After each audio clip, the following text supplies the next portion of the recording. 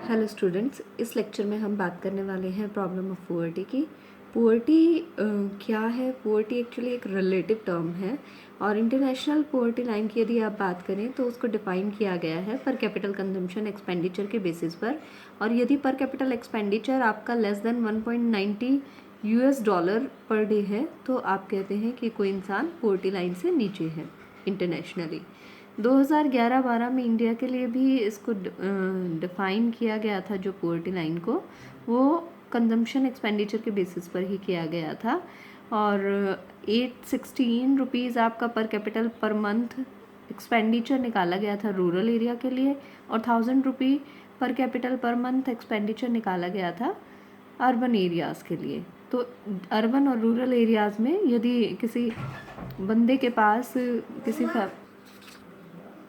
यदि किसी इंसान के पास रूरल एरिया में 816 रुपये पर मंथ से कम रुपीज़ है कंजम्पशन के लिए और अर्बन एरिया में 1000 रुपीज़ से कम पर मंथ आपके पास रुपीज़ हैं कंजम्पशन एक्सपेंडिचर के लिए, तो उसको हम बिलो पुअर्टी लाइन मानते हैं। अब पुअर्टी अपने आप में क्या है? पुअर्टी एक तरह की इनेबिलिटी है। किस चीज़ की इनेबिलिटी? कि मिनिमम एक्सपेंडिचर जो आपके कंजम्पशन के लिए रिक्वायर्ड है, आप उसके पास उतने भी पैसे नहीं हैं कि आप अपनी कंजम्पशन रिक्वायरमेंट्स को पूरा कर सकें। जो आपकी बेसिक नेसेसिटीज़ हैं लाइफ की, जैसे कि हेल्थ आपकी जिससे मेंटेन रहे, एफिशिएंसी जिससे मेंटेन रहे। लेकिन ये जो इनएबिलिटी है जिसको हम पुअर्टी कह रहे हैं, जहां आप अपनी बेसिक नीड्स को भी पूरा नहीं कर पा रहे हैं, इसको भी दो टर्म्स में आप काउंट करते हैं। एक एब्सोल्यूट पुअर्टी कहलाती है, दूसरी रिलेटिव पुअर्टी कहलाती है। एब्सोल्यूट पुअर्टी की यदि आप बात करें तो एब्सोल्यूट पुअर्टी क्या है? जो डिफाइन की गई है per capita intake of calories के बेसिस पर आप बात कर सकते हैं या पर कैपिटा कंजम्पशन एक्सपेंडिचर के बेसिस पर। कैलोरी क्राइटेरिया की यदि आप बात करेंगे तो कैलोरीज मतलब जो एनर्जी किसी इंडिविजुअल को किसी फूड के कंज्यूम करने से मिलती है उसको हम मेज़र करते हैं कैलोरीज की टर्म में।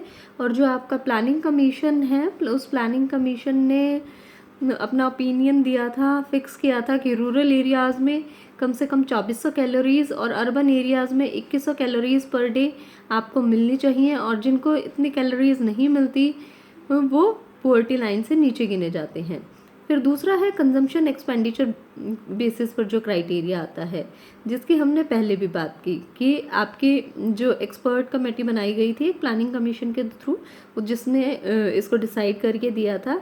और 2011-12 में इस चीज़ को डिसाइड किया गया था उस समय के प्राइसेस को देखते हुए, और ऐसा माना गया था कि 816 रुपये पर कैपिटा पर मंथ जिसको नहीं मिल पा रहा कंजम्पशन एक्सपेंडिचर के लिए रूरल एरियाज़ में यदि आप बात करें तो वो आपका पुअर्टी लाइन से नीचे होगा। और 1000 rupees per capita per month अगर नहीं मिल पा रहा है अर्बन एरिया में तो वो आपका पुअर्टी लाइन से नीचे काउंट होगा। तो पुअर्टी का मतलब क्या है कि भाई किसी इंसान की बेसिक नेसेसिटीज़ पूरी नहीं हो पा रही, उसको अलग अलग टर्म्स में मेज़र कर सकते हैं हम। जनरली उसको जो कंजम्पशन पर्पसेस हैं उनके बेसिस पर एब्सोल्यूट पुअर्टी की यदि आप बात करें तो डिफ़ाइन किया गया है, चाहे वो कैलोरीज इनटेक हो, चाहे वो मिनिमम कंजम्पशन एक्सपेंडिचर क्राइटेरिया हो। इसी के साथ फिर हम बात करते हैं रिलेटिव पुअर्टी की। रिलेटिव का मतलब है जो किसी के रिलेशन में जिस चीज़ की बात की जाए, यानी कंपैरिजन में किसी चीज़ की बात की जाए। तो रिलेटिव पुअर्टी क्या है? जब आप कंपैरिजन करते हैं पर कैपिटा इनकम का डिफरेंट कंट्रीज़ की और ये कहते हैं कि इन कंट्रीज़ की पर कैपिटा इनकम कम है दूसरी कंट्रीज़ से, तो जिनकी कम होती है उनको आप रिलेटिवली पुअर काउंट करते हैं। जैसे कि इस टेबल में भी वर्ल्ड डेवलपमेंट रिपोर्ट 2017 के अकॉर्डिंग यूएसए, यूके और डिफरेंट कंट्रीज़ की आपको पर कैपिटा इनकम दिखाई गई है यूएस डॉलर्स में, और वर्ल्ड की एवरेज दिखाई गई है जो $10,326 की है। और आप कहते हैं इस टेबल को देखकर आप कह सकते हैं कि यूएसए कंपैरेटिवली रिच कंट्री है और उसके कंपैरिजन में चाइना, श्रीलंका, इंडिया ये जो है पुअर कंट्रीज़ हैं, क्योंकि आप रिलेटिवली बात कर रहे हैं। जिस कंट्री की इनकम ज़्यादा है वो रिलेटिवली रिच है और जिसकी पर कैपिटा इनकम कम है वो कंट्री रिलेटिवली पुअर काउंट की जा रही है। पर कैपिटा इनकम आपको पता है कि जब आप नेशनल इनकम को टोटल पॉपुलेशन से डिवाइड करते हैं तो आपके पास पर कैपिटा इनकम आ जाती है। फिर पुअर्टी लाइन, हमने कहा कि पुअर्टी लाइन से कोई इंसान कब नीचे माना जाएगा, कब ऊपर माना जाएगा। अब ये पुअर्टी लाइन है क्या? पुअर्टी लाइन एक लाइन है जो इंडिकेट करती है लेवल ऑफ परचेजिंग पावर कितनी होगी, कितनी रिक्वायर्ड है to satisfy minimum need of a person. अब हम कह रहे थे पुअर किसको कहेंगे? वो इंसान जो अपनी बेसिक नेसेसिटीज़ को भी पूरा नहीं कर पा रहा। तो पुअर्टी लाइन क्या है? पुअर्टी लाइन एक लाइन है जो ये डिफाइन करती है कि आप क्या अपनी बेसिक नेसेसिटीज़ को खरीदने की परचेजिंग पावर रखते हैं या नहीं। अगर आपके पास बेसिक नेसेसिटीज़ के लिए रिक्वायर्ड परचेजिंग पावर है तो आप पुअर्टी लाइन से ऊपर हैं, अदरवाइज आप पुअर्टी लाइन से नीचे हैं। तो इस पुअर्टी लाइन के बेसिस पर दो ग्रुप बनाए जाते हैं और जिनकी परचेजिंग पावर ज़्यादा होती है वो अबव पुअर्टी लाइन कहलाते हैं और जिनकी परचेजिंग पावर बेसिक नेसेसिटीज़ को पूरा करने के लिए बिलो द लाइन होती है वो आपके बिलो पुअर्टी लाइन कहलाते हैं। और कुल मिलाकर जिनके पास आप कह सकते हैं कि परचेजिंग पावर इतनी नहीं है जो अपनी बेसिक नेसेसिटीज़ को पूरा कर पाएँ तो आप उन लोगों को पुअर पीपल में काउंट करते हैं। Determination of poverty line in India की बात करें कि इंडिया में कैसे ये डिटर्मिन की गई है, तो इंडिया में पुअर्टी लाइन की यदि आप बात करते हैं तो पहली बार इंडिया में 1962 में एक वर्किंग ग्रुप जिसमें फेमस इकोनॉमिस्ट थे आपके गडगिल जी और गांगुली जी और लोकानाथन वगैरह, इन सबको मिलाकर एक वर्किंग ग्रुप बनाया था जिसने 1962 में पहली बार अटेम्प्ट किया था पुअर्टी लाइन को देने के लिए। और किस बेसिस पर दी थी इन्होंने कि क्या रिक्वायरमेंट है, क्या मिनिमम स्टैंडर्ड ऑफ लिविंग है आपके, इन चीज़ों को देखकर पुअर्टी लाइन को डिफाइन किया था। मिनिमम कंजम्पशन एक्सपेंडिचर को बेस बनाया गया था। स्टैंडर्ड ऑफ लिविंग की बात यदि आप करें तो किस चीज़ से देखी गई स्टैंडर्ड ऑफ लिविंग? यहाँ कंजम्पशन से। और मिनिमम कंजम्पशन एक्सपेंडिचर जहाँ आप कह रहे हैं कि 20 रुपये per capita per month rural areas के लिए होना चाहिए और 25 रुपये per capita per month urban areas के लिए होना चाहिए। 1960 और 61 के प्राइजेस पर इसे डिफ़ाइन किया गया। तो 1962 में सबसे पहले प्रयास किया गया पुअर्टी लाइन को देखने के लिए और कंजम्पशन एक्सपेंडिचर बेसिस पर रूरल और पुअर एरिया के लिए आपने 1960 और 61 के प्राइसेस को ध्यान रखते हुए इस पुअर्टी लाइन को डिफ़ाइन किया। बाद में जो पुअर्टी लाइन अलग अलग टाइम पर डिफ़ाइन की जाती रही है कंजम्पशन एक्सपेंडिचर बेसिस पर ही, और एनएसएसओ ऐसा करता है और वो अपने सर्वे कंडक्ट करता है जिसके बेसिस पर पुअर्टी लाइन को मॉडिफाई किया जाता रहा है। फिर अभी जो हमारे पास है वो 2011-12 के अकॉर्डिंग हमारे पास कंजम्पशन एक्सपेंडिचर बेसिस पर, जिसकी हम पहले भी बात कर चुके हैं, रूरल और अर्बन एरियाज़ में पुअर्टी लाइन को डिफ़ाइन किया गया है। और यदि आप वर्ल्ड डेवलपमेंट रिपोर्ट की बात करें तो इंटरनेशनली भी इसको डिफ़ाइन किया गया है। तो नेशनली भी डिफ़ाइन किया जाता है पुअर्टी लाइन को और इंटरनेशनली भी डिफ़ाइन किया जाता है।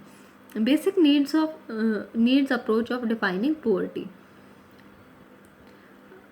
अगर वास्तव में देखा जाए ऑफिशियल जो लाइन है पुअर्टी की वो एक तरीके की स्टारवेशन लाइन है जिसके बेसिस पर आप डिफ़ाइन कर रहे हैं कि कोई इंसान मिनिमम जो उसका कंजम्पशन है उसको अचीव कर पाएगा या नहीं कर पाएगा।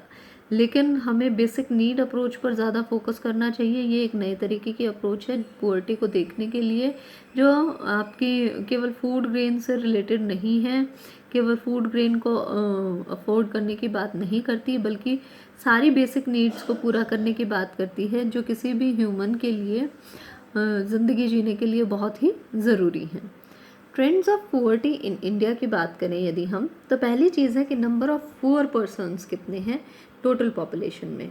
यहाँ इस बुक के अकॉर्डिंग जो डाटा दिया गया है उसमें 11-12 का आपको लास्ट डाटा दिया गया है जिसके अकॉर्डिंग हम देख सकते हैं कि आपके जो टोटल पॉपुलेशन है उसका 21.9% लोग गरीबी रेखा से नीचे हैं या पुअर कहला रहे हैं। फिर इसी को फर्दर ब्रेकअप करके दिखाया गया है कि रूरल और अर्बन एरिया में पुअर्टी लाइन का क्या सिनेरियो है। 2011-12 का जो लास्ट डाटा बुक के अकॉर्डिंग हमारे पास अवेलेबल है उसमें हम देख सकते हैं कि रूरल जो पुअर्टी लाइन से नीचे लोग हैं वो ज़्यादा है, और अर्बन एरियाज़ में पोवर्टी लाइन से जो नीचे लोग हैं वो कम है। इंटरस्टेट कंपैरिजन की यदि आप बात करते हैं तो छत्तीसगढ़ में आपको सबसे ज़्यादा पोवर्टी लाइन से नीचे लोगों की संख्या मिलेगी और हिमाचल प्रदेश में सबसे कम। इसी के साथ हम इंटरनेशनल लेवल पर भी कंपैरिजन कर सकते हैं कि पॉपुलेशन पोवर्टी लाइन से कितनी नीची है। 2012 के अकॉर्डिंग ये जो पोवर्टी लाइन डिफ़ाइन की गई थी इंटरनेशनल लेवल पर, वो $1 1.90 पर डे के हिसाब से डिफ़ाइन की गई थी। और इंडिया में यदि आप बात करें इस डेफिनेशन के अकॉर्डिंग तो 21.3% आपकी जो पॉपुलेशन है पोवर्टी लाइन से नीचे पाई जाती है, वर्ल्ड डेवलपमेंट रिपोर्ट 2016 के अकॉर्डिंग। अब इस बुक में यहाँ पर जितने डाटा दिए गए हैं वो थोड़े से पुराने डाटाज हैं, आप इनको इंटरनेट की हेल्प से नए डाटाज में कन्वर्ट कर सकते हैं। फिर बात करते हैं हम कॉजेज़ ऑफ पोवर्टी की। कॉजेज़ ऑफ पोवर्टी क्या है? पहला जो कॉज है इम्पॉर्टेंट वो है पॉपुलेशन का। इंडिया की यदि हम बात करते हैं तो यहाँ पर हैवी पॉपुलेशन पाई जाती है। 2011 की ही जनसंख्या के अकॉर्डिंग हम यदि बात करें तो 121 करोड़ की पॉपुलेशन थी, और इस पॉपुलेशन की ग्रोथ रेट भी काफ़ी है, और नंबर 2 पर आपकी कंट्री लाई करती है पॉपुलेशन के अकॉर्डिंग। और यदि इतने ज़्यादा पॉपुलेशन किसी भी कंट्री में होगी तो वहाँ का जो पर कैपिटल इनकम है, लैंड है, या जितने भी रिसोर्सेज हैं वो सारे कम पड़ जाते हैं उस पॉपुलेशन के गुजारे के लिए, और इसीलिए ज़्यादातर पॉपुलेशन गरीब पाई जाती है। Increase in prices. अब इंडिया में शुरू से ही जब से देश आज़ाद हुआ है, प्लानिंग ईरा हमने देखा है, एक जो मेजर प्रॉब्लम पाई गई है वो इन्फ्लेशन की है, यानी कि आपके प्राइस राइज की है। जनरल टेंडेंसी देखने को मिली है शुरू से ही। 16-17 में यदि आप बात करें तो 4.5% आपकी एवरेज प्राइस राइज देखा गया। और जब भी इकोनॉमी में जनरली प्राइस राइज होंगे तो इसका बुरा इफेक्ट पुअर लोगों पर पड़ता है, क्योंकि वो अपनी बेसिक रिक्वायरमेंट्स को भी पूरा नहीं कर पाते। तो ये भी एक मेजर रीज़न बन जाता है अपने आप में पोवर्टी को बढ़ाने के लिए। Less national income and slow economic growth. अब इंडिया में जो नेशनल इनकम की बात करें आप, वो दूसरी कंट्रीज़ के कंपैरिजन में काफ़ी कम है। पर कैपिटल इनकम भी कम है, क्योंकि एक तो नेशनल इनकम कम है, ऊपर से पॉपुलेशन बहुत ज़्यादा है। तो नेशनल इनकम को जब आप पॉपुलेशन से डिवाइड करेंगे आपके पास पर कैपिटा इनकम आएगी, वो भी अपने आप में ऑटोमेटिकली लो है। और स्लो इकोनॉमिक ग्रोथ की रेट रही है इंडिया की, इस कारण से यहाँ पर गरीबी पाई जाती है। Chronic unemployment and under employment. India में अनएम्प्लॉयड पर्सनस की बात करें 11-12 के अकॉर्डिंग 2.45 करोड़ लोग थे वो अनएम्प्लॉयड थे। और दिसंबर 2014 में यदि आप बात कर रहे हैं तो 4.83 करोड़ लोग ऐसे हैं जो एजुकेटेड अनएम्प्लॉयड पर्सन हैं। देखिए, क्रॉनिक अनएम्प्लॉयमेंट मतलब जो लंबे समय से लोगों को एम्प्लॉयमेंट नहीं मिल रहा है, वो काम करना चाहते हैं, एग्जिस्टिंग वेज रेट पर काम करना चाहते हैं, लेकिन उन्हें काम नहीं मिल रहा है। दूसरी तरफ जब आप अंडर एम्प्लॉयमेंट की बात करते हैं तो अंडर एम्प्लॉयमेंट, एक तो आपको कम समय के लिए काम मिल रहा है यदि, तो भी आप अंडर एम्प्लॉयड कहलाते हैं। दूसरी तरफ यदि आप की एजुकेशन हायर है और उसके रिक्वायरमेंट के अकॉर्डिंग आपको काम नहीं मिल रहा है तो भी आप अंडर एम्प्लॉयड कहलाते हैं। तो एम्प्लॉयमेंट एक्सचेंजेस में बहुत सारे केसेस रजिस्टर्ड हैं अनएम्प्लॉयमेंट और अंडर एम्प्लॉयमेंट के, जिसके कारण आपकी इकनॉमी में पोवर्टी पाई जाती है, क्योंकि लोगों के पास यदि काम नहीं होगा तो इनकम नहीं होगी, इनकम नहीं होगी तो वो अपनी बेसिक नेसेसिटीज़ को पूरा नहीं कर पाएंगे। रूरल इकनॉमी की कैरेक्टरिस्टिक्स भी ऐसी हैं जो पोवर्टी को जन्म देती हैं, क्योंकि हमारे देश में ऐसा माना जाता है ज़्यादातर भारत गाँवों में बसता है। और ये जो गांव हैं ये किस चीज़ पर बेस्ड है? मेनली एग्रीकल्चर पर। ज़्यादातर जो पॉपुलेशन है वो एग्रीकल्चर में इन्वॉल्व रहती है, लेकिन ये जो एग्रीकल्चर में इन्वॉल्व पॉपुलेशन है इसका प्रोडक्शन और प्रोडक्टिविटी में कोई ख़ास कंट्रीब्यूशन नहीं पाया जाता, जिसके कारण इनकम जनरेशन में भी कंट्रीब्यूशन नहीं पाया जाता। डिसगाइज्ड अनएम्प्लॉयमेंट की प्रॉब्लम देखने को मिलती है, यानी कि हमें देखने के लिए मोटे तौर पर तो ये लगता है कि लोग काम कर रहे हैं, लेकिन वो किसी तरीके का कोई कंट्रीब्यूशन नेशनल इनकम में नहीं दे रहे होते, प्रोडक्शन या प्रोडक्टिविटी में नहीं दे रहे होते। तो इन सब चीज़ों के कारण जो आपके ह्यूमन रिसोर्स हैं वो वेस्ट हो रहे हैं, जबकि वो लोग कहीं और काम करके बेहतर अर्निंग्स कमा सकते थे। और क्योंकि वे अपने ह्यूमन रिसोर्सेज वेस्ट हो रहे हैं, वो कंट्रीब्यूशन नेशनल इनकम में नहीं दे पा रहे हैं, तो जो इनकम जनरेट हो रही है वो कम हो रही है, जिसके कारण पुअर्टी देखने को मिलती है। फिर बात आती है कैपिटल डेफिशिएंसी की। अब हमने कहा यहाँ पर इनकम कम पाई जाती है और ज़्यादातर लोग गरीब हैं, तो जो भी थोड़ी बहुत इनकम उन्हें होती है वो कंजम्पशन पर्पसेस पर खर्च करते हैं, और कंजम्पशन पर्पसेस पर खर्च करने के कारण उनके पास सेविंग कम बचती है, और सेविंग कम होगी तो इन्वेस्टमेंट कम होगी, कैपिटल फॉर्मेशन कम होगा लोगों के पास, और इस कैपिटल फॉर्मेशन कम होगा तो फर्दर प्रोडक्शन कम होगा तो कम एम्प्लॉयमेंट जनरेट होगा, और कम एम्प्लॉयमेंट से फर्दर कम इनकम इकोनॉमी में जनरेट होगी। तो कैपिटल डेफिशिएंसी के कारण भी इनकम जनरेशन में प्रॉब्लम आती है। Lack of able and efficient entrepreneurs. अब हमारे देश में ऐसे लोगों की कमी है जो क्रिएटिव हों, जो बोल्ड हों, जो कॉम्पिटेंट हों, जो सारे फैक्टर्स ऑफ प्रोडक्शंस को अरेंज करके एक बड़ा रिस्क लेने की क्षमता रखते हों। तो जब तक ऐसे लोग एग्जिस्ट नहीं करेंगे तब तक बड़ी इंडस्ट्रीज़ या बड़े मेजर प्रोजेक्ट्स या बड़े इनोवेशंस और इन्वेंशंस के लिए लोग नहीं जाएंगे, और जब तक ऐसा नहीं होगा तब तक किसी भी इकोनॉमी का डेवलपमेंट नहीं हो सकता।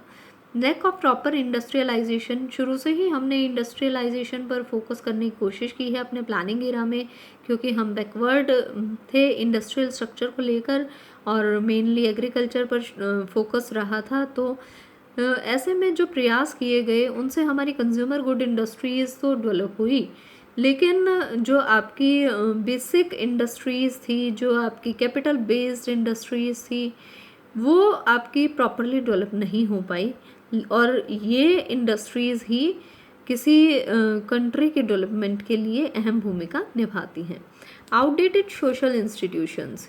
अब हमारे यहाँ पर जो सोशल इंस्टीट्यूशंस है, जैसे कास्ट सिस्टम है, जॉइंट फैमिली सिस्टम है, ये सारे इस तरह के हैं कि वो आपकी इकोनॉमिक प्रोग्रेस में कहीं ना कहीं एक हिंड्रेंस क्रिएट करते हैं। जैसे रूरल एरियाज़ में या स्पेशली अनएजुकेटेड लोगों में आज भी कास्ट सिस्टम बड़ा प्रिवेलेंट है। लोग नीची जाति को बड़ी हेय दृष्टि से देखते हैं, और उनको उतने इकोनॉमिक अपॉर्चुनिटीज़ भी अवेलेबल नहीं कराई जितनी अपर कास्ट को अवेलेबल कराई जाती हैं। फिर इसके अलावा बहुत सारे सोशल आपके ऑब्लिगेशंस, रिचुअल्स, कस्टम्स ऐसे रहते हैं जहाँ पर आप बहुत ज़्यादा खर्चा करते हैं, चाहे वो मैरिज हो, चाहे वो फेस्टिवल हो, चाहे डेथ हो।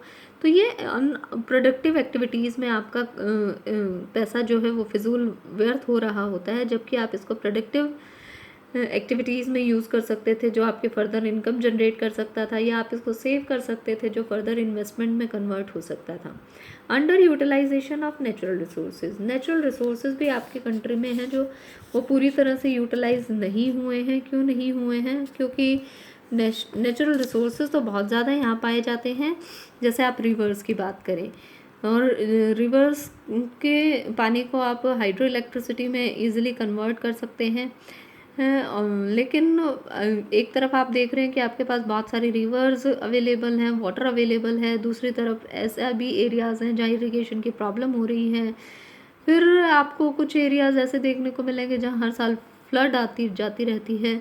तो प्रॉब्लम क्या है कि जो नेचुरल रिसोर्सेज हमें नेचर ने दिए हैं, हम उनको कहीं ना कहीं मैनेज नहीं कर पा रहे हैं, यूटिलाइज नहीं कर पा रहे हैं, due to lack of planning and due to lack of will आप कह सकते हैं। ऐसा नहीं हो पा रहा है, और ये नेचुरल रिसोर्सेज जबकि आपके इकोनॉमिक डेवलपमेंट में अहम योगदान निभा सकते हैं। Lack of well developed means of transport की भी बहुत बड़ी प्रॉब्लम देखने को मिलती है।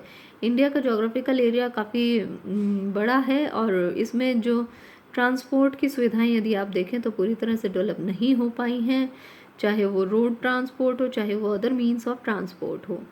और रोड ट्रांसपोर्ट तो काफ़ी बुरे हालात में देखने को मिलता है। कई इलाकों में रोड्स अभी भी नहीं बन पाए हैं, तो अच्छी कंडीशंस में नहीं हैं, जिसके कारण एग्रीकल्चर और इंडस्ट्री में प्रॉपरली रॉ मटेरियल नहीं पहुंच पाता। जो प्रोड्यूस्ड गुड्स हैं वो मार्केट तक पहुंचाने में दिक्कत देखने को मिलती है, और ऐसी कंडीशन में आपका जो डेवलपमेंट है वो हिंडर होता है।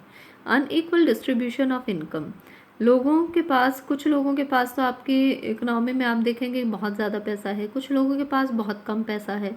तो जब तक ये असमानता पाई जाएगी, इनइक्वालिटी पाई जाएगी इनकम में, तब तक कुछ लोग तो लग्जीरियस गुड्स पर खर्च करेंगे, डेमोन्स्ट्रेशन इफेक्ट उन पर देखने को मिलता है, वो लोग वैसे पैसा सेव नहीं कर पाते। दूसरी तरफ जिनके पास पैसा कम है उनके कंजम्पशन नीड्स पूरी नहीं हो पाती। तो दोनों ही तरफ से हमें सेविंग का एक सेटबैक देखने को मिलता है।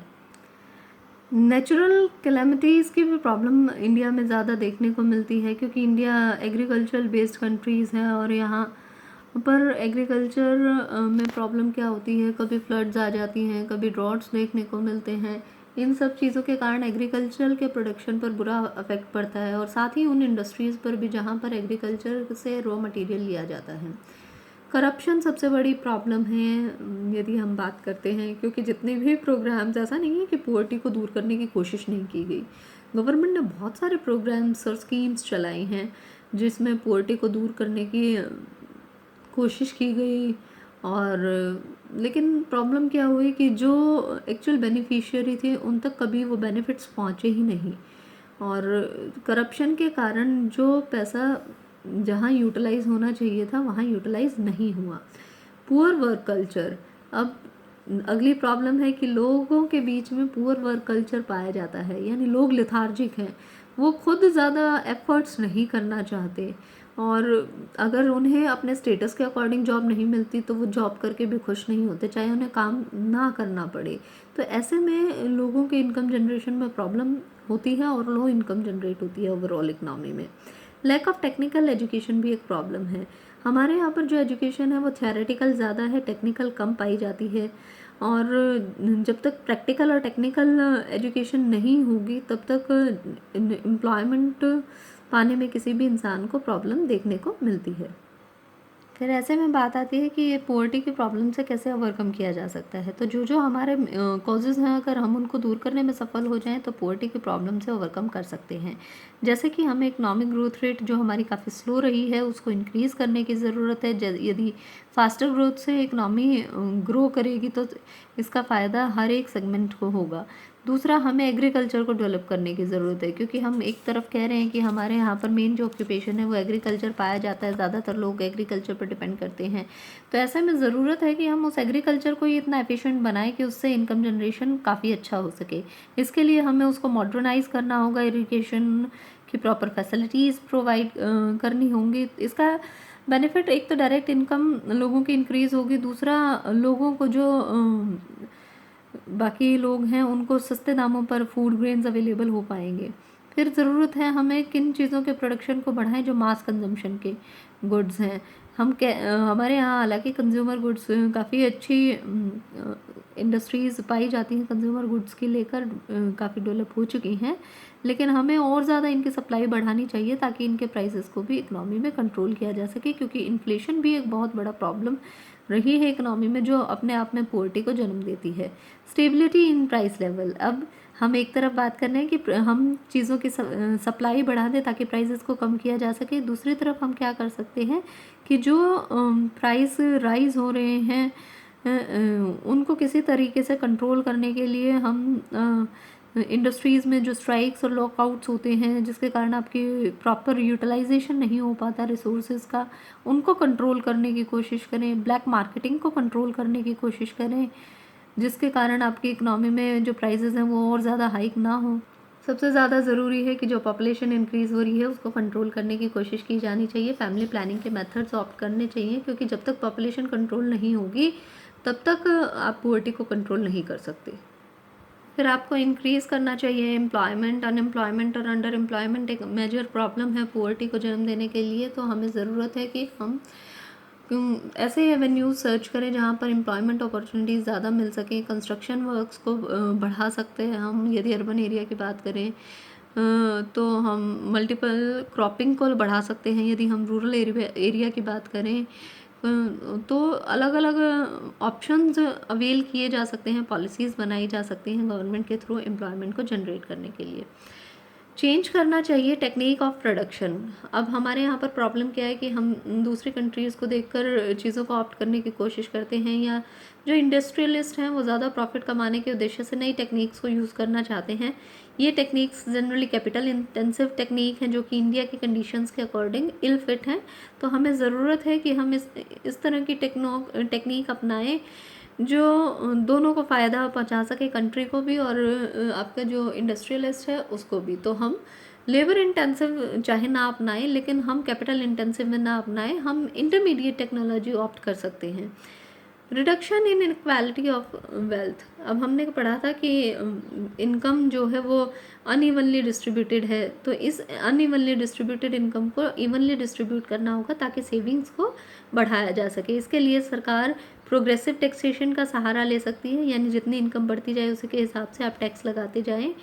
और इस के अलावा फिर हमें ज़रूरत है कि बैकवर्ड एरियाज़ को ज़्यादा कंसेशन दिए जाएं, क्योंकि बैकवर्ड एरियाज़ को डेवलप करना भी रीजनल इम्बैलेंसेस को दूर करने के लिए बहुत ज़रूरी है। इसके लिए आप स्पेशल और अट्रैक्टिव इन्वेस्टमेंट के जो है कंसेशंस दे सकते हैं, फैसिलिटीज़ दे सकते हैं इंडस्ट्रियलिस्ट को, पब्लिक सेक्टर को वहाँ आप सेटअप कर सकते हैं। फिर हमें ज़रूरत है कि पब्लिक डिस्ट्रीब्यूशन जो सिस्टम है उसको इफेक्टिव बनाया जाए। लोगों तक हमने सस्ते दामों पर अनाज को पहुंचाने के लिए पब्लिक डिस्ट्रीब्यूशन सिस्टम ऑप्ट कर रखा है, लेकिन प्रॉब्लम वहाँ ये आती है कि लीकेज की प्रॉब्लम पाई जाती है और बेनिफिशियरी तक उतने इफेक्टिवली आपके ये सुविधाएं नहीं पहुंच पाती जितना सोचा गया है। तो इसको भी रीऑर्गेनाइज करने की ज़रूरत है। Provision for meeting minimum need of the poor. ज़रूरत है गवर्नमेंट को कि वो इस दिशा में जो है एक्सपेंडिचर को लिबरल करे और लोगों को safe drinking water, medical facilities, minimum food, इस तरह के जो मिनिमम नीड्स हैं वो कम से कम प्रोवाइड करने की कोशिश की जाए। Increase in the productivity of poor. अब पुअर लोगों की ही प्रोडक्टिविटी यदि आप बढ़ा दें जिससे उनकी इनकम इंक्रीज़ हो सके, तो आप पुअर्टी को काबू कर सकते हैं। और ऐसा करने के लिए ज़रूरत क्या है कि पुअर लोगों को और ज़्यादा एफिशिएंट बनाया जाए, उनके अंदर स्किल्स जनरेट की जाएँ, उन्हें तरह तरह की ट्रेनिंग दी जाए। इसी के साथ जो ऑर्थोडॉक्स नेचर पाया जाता है सोशल आउटलुक का कंट्री में, उसको बदलने की ज़रूरत है ताकि लोग बहुत सोच समझ कर खर्चा करें और सेविंग्स ज़्यादा करें। जो पुअर्टी एलिवेशन के सरकार ने डिफरेंट प्रोग्राम्स चलाए गए हैं जिनमें करप्शन के कारण बहुत ज़्यादा मिस एलोकेशन देखने को मिला है, वेस्टेज ऑफ फंड्स देखने को मिला है। तो हमें ज़रूरत है कि हम ऐसे प्रोग्राम्स को ज़्यादा इफेक्टिव बनाएं, लोकल बॉडीज़ को और ज़्यादा इन्वॉल्व करें और पुअर और नीडी जो एक्चुअल पीपल हैं उन तक इन प्रोग्राम्स का बेनिफिट पहुंच पाए। स्पेशल स्कीम चलानी चाहिए हमें रूरल डेवलपमेंट की, क्योंकि हम कह रहे हैं कि भारत गाँव में बसता है, तो गाँव को ही डेवलप करना होगा और गांव को डेवलप करने के लिए वहाँ अच्छा इंफ्रास्ट्रक्चर प्रोवाइड करना होगा। रोड्स की बात करें, इलेक्ट्रिसिटी की बात करें, और यदि आप इंफ्रास्ट्रक्चर अच्छा प्रोवाइड करने की डायरेक्शन में चलेंगे तो उस इंफ्रास्ट्रक्चर को बिल्ड करने के लिए आपको लेबर की भी ज़रूरत पड़ेगी, जिसके कारण अपने आप रूरल एरियाज़ में भी एम्प्लॉयमेंट एवेन्यूज़ क्रिएट होंगे। और सबसे बड़ी एक जो समस्या इससे सॉल्व होगी वो रूरल अर्बन माइग्रेशन है। गांव के लोगों को काम ढूंढने के लिए शहरों में जाना पड़ता है और यदि उन्हें गांव में ही काम मिल जाएगा तो उन्हें शहरों तक नहीं जाना पड़ेगा और वो अपने ही इलाके में रहकर अच्छे तरीके से इनकम अर्न कर पाएंगे।